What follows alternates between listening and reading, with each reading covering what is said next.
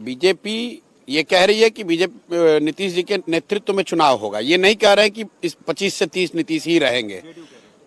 जदयू तो उनका कार्यकर्ता है, वो तो कहेगा ही, क्या करेगा।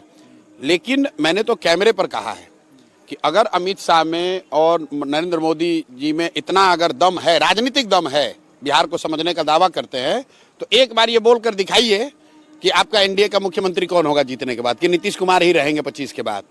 ये भाजपा वाले, उनको मालूम है कि भाई नीतीश जी की हालत जो है वो 25 के आगे नहीं रह सकते हैं। अब आप ये पूछिएगा कि अगर ये उनको मालूम है तो उनको हटा क्यों नहीं रहे हैं, अपना क्यों नहीं बना रहे हैं।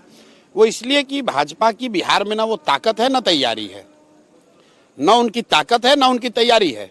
उनको लड़ना है इनके साथ ही, तो सोच रहे हैं किसी तरह घिसट पिसट के इनके साथ मिलकर लड़ लें।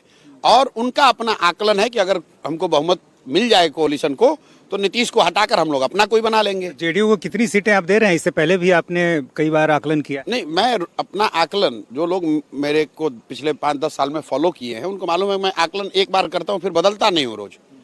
नीतीश कुमार के जदयू को 25 से कम सीट आएगी, चाहे वो किसी भी कोalition में लड़ लें, किसी भी कोalition में लड़ लें। जब नीतीश बाबू, आपको याद होगा, लोकसभा में इंडिया गठबंधन में थे, तो मैंने कहा था कि अगर इंडिया गठबंधन में लड़ेंगे तो इनको 5 सीट नहीं आएगा।